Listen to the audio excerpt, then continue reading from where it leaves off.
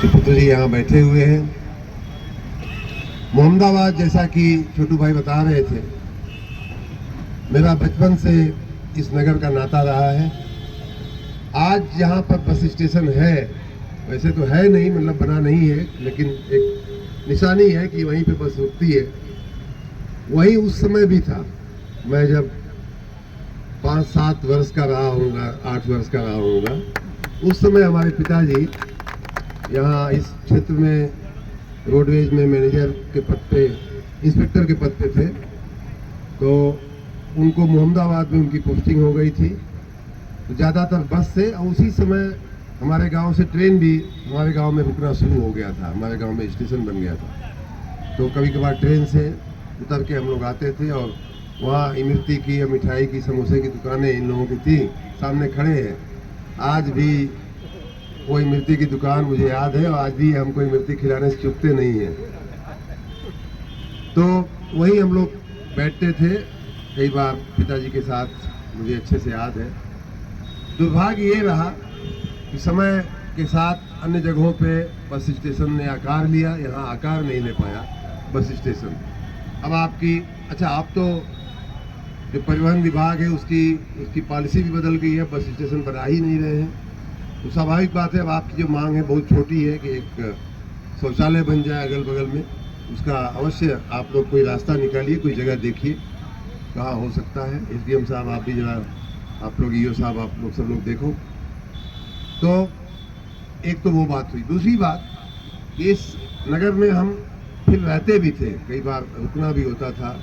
Doctor Ziauddin के घर हम लोग कई बार रुकते थे, कई एक आध और भी मित्र लोग थे पिताजी के, उनके, हाँ ये बैठे हुए हैं डॉक्टर जियाउद्दीन, और भी कई लोग थे। हाँ, प्रजापति जी थे, प्रजापति जी, तो उनके भी घर हम लोग कुछ दिन उनके यहाँ, कुछ दिन उनके यहाँ, इस तरह से तो बचपन का काफ़ी समय यहाँ बीता है। यहाँ की मिट्टी को मैं नमन करता हूँ, नमस्कार करता हूँ। जब मैं अधिकारी था, आना जाना होता ही था, तो स्वाभाविक बात है कि एक अधिकारी के रूप में तो बहुत हम चिंता नहीं कर पाते हैं, क्योंकि जहाँ चिंता करनी होती है वहाँ की करते हैं। यहाँ तो घर होता है, तो घर छुट्टी मनाने आता है आदमी, तो बहुत नहीं सोचा। लेकिन जैसे ही मैं राजनीति में आया और मेरा आना जाना इस सड़क से शुरू हुआ, और जैसे ही छोटू भाई को मालूम हुआ, तो यहाँ इन्होंने एक दिन हमको हाथ दे करके रोका। भारतीय जनता पार्टी के हम विधायक बन चुके थे, एमएलसी बन चुके थे, इनका अधिकार था हमें रोकना।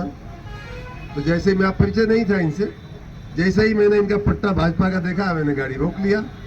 तो कहे, भाई साहब ये शहीद स्मारक पे आपको फूल चढ़ाना चाहिए। हमने कहा बिल्कुल चढ़ाना चाहिए, यहाँ तो इतना दिव्य शहीद स्मारक बना है, इससे अच्छा अवसर क्या हो सकता है। तो मैंने फूल चढ़ाया। फिर जब उतर रहे थे, तो पहली ही मुलाकात में आप जैसे 10-20-50 लोग और इकट्ठे हो गए।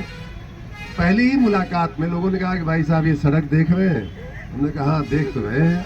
तो देख ही नहीं, हम अनुभव भी कर रहे हैं। गाड़ी में एक घुटने तक के गड्ढे थे उस टाइम पे।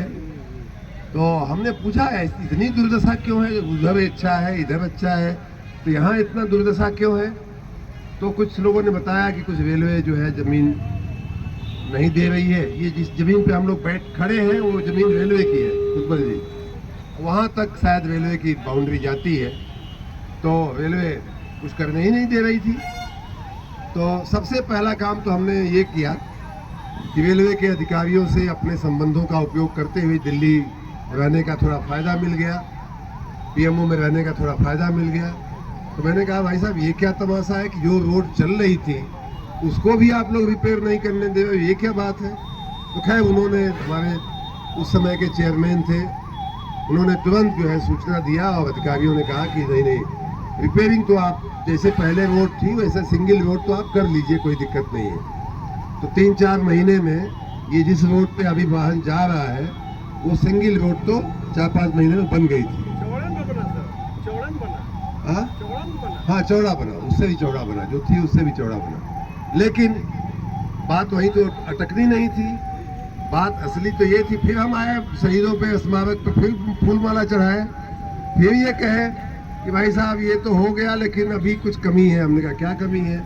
तो कहे देखिए इधर मऊ तरफ जाने वाले 4 मार्ग ये बन गया है, उधर आजमगढ़ जाने के लिए 4 मार्गी हो गया, बीच का सिंगल है, अच्छा नहीं दिख रहा है। हमने कहा बात तो सही है।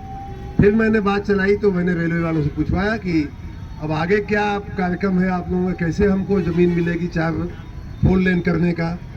तो वो लोग कहे भाई साहब ये तो विषय बड़ा गंभीर है और इसमें तो बड़ा पैसा राज्य सरकार को देना चाहिए, क्योंकि रोड उनकी है। रोड के एस्टीमेट में इस ज़मीन का खर्चा उनको बुक करना चाहिए था, ज़मीन अधिग्रहण का, जो नहीं हुआ है। तो हमने कहा उपाय क्या है अब। तो उन्होंने हमारे लिए, वैसे अगर टेक्निकली देखा जाए तो रेलवे ज़मीन छोड़ने को तैयार हो गई, कहे कि अधिग्रहण करवा लीजिए, पैसा दे दीजिए इसका रेलवे को और हम ज़मीन आपको दिलवा देते हैं। बड़ी मुश्किल से माने इस बात पे।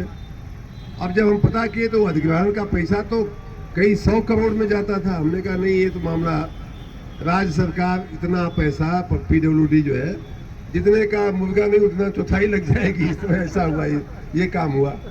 तो फिर हमने बातचीत चलाई तो कुछ उपाय हमने निकालने को बोला, कुछ उपाय करिए।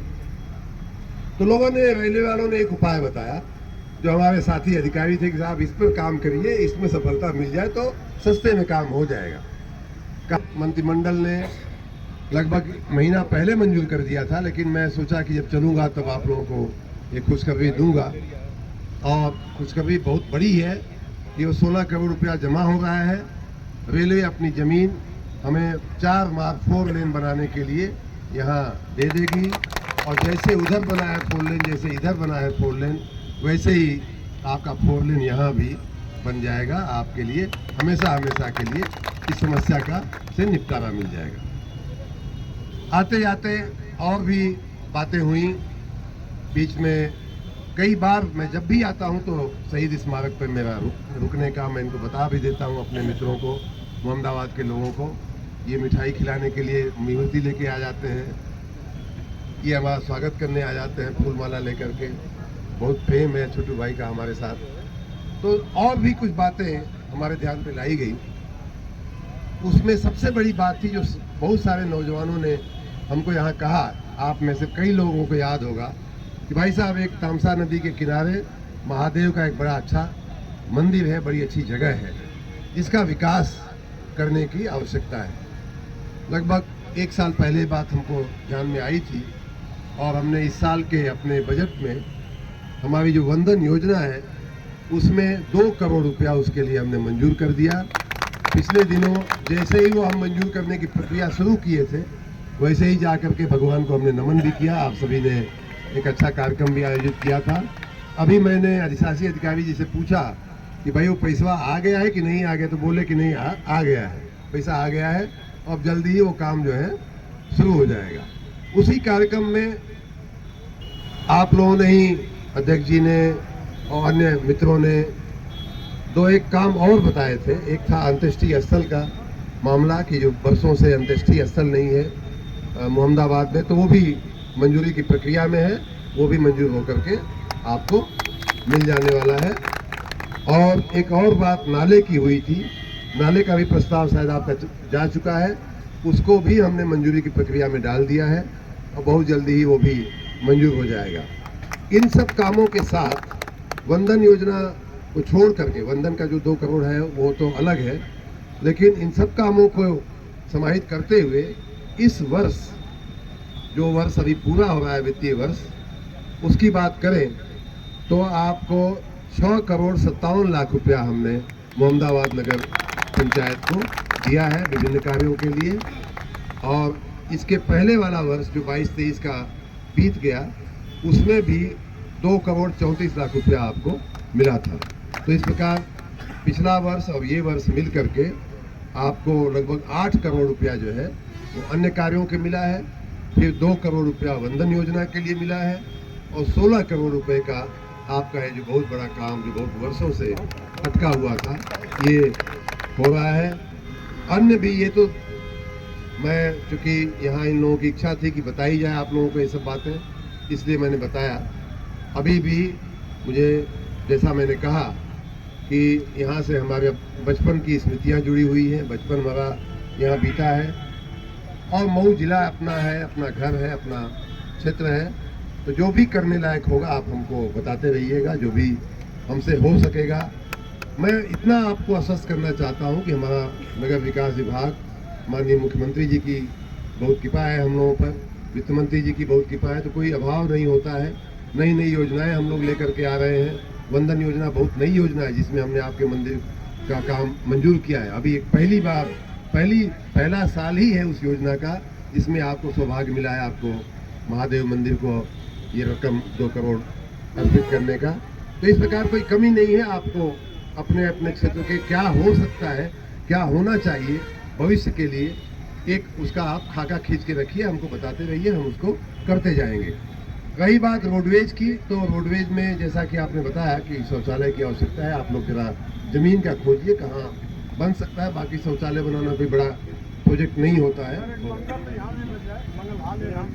मंगलम का एक विचार आपके दिमाग में आया है, वो भी किया जाएगा। तो सबसे बड़ी समस्या मुझे आते समय अभी मेरे ध्यान में भी आई, मैं खुद वहाँ 15-20 मिनट रुका हुआ था, क्रॉसिंग वाला।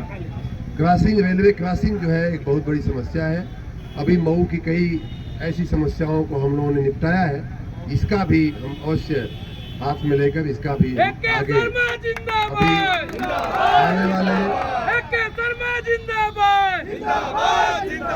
आने वाले कुछ ही दिनों में अब चुनाव डिक्लेयर हो जाएगा, इसलिए अभी तो थोड़ा धीरज रखना पड़ेगा, लेकिन चुनाव के बाद तुरंत इसको हम लोग हाथ में लेकर के अवश्य करेंगे।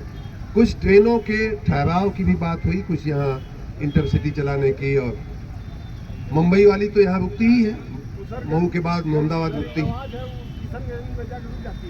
तो यही बात, तो ये पूरा विषय जो है मऊ के लोगों की भी कुछ बातें हैं।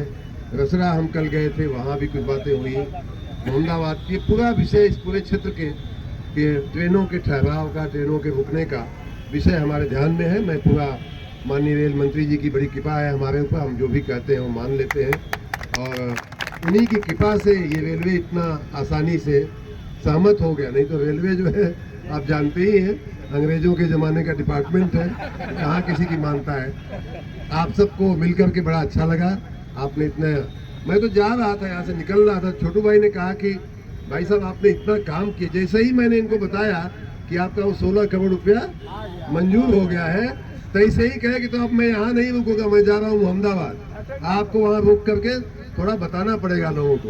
तो ये आए और इतना कम समय में इन्होंने इतना सुंदर कार्यक्रम आयोजित किया। अध्यक्ष जी को भी मैं धन्यवाद करता हूँ। आप सबका बहुत बहुत धन्यवाद, बहुत बहुत धन्यवाद। भारत माता की, भारत माता की।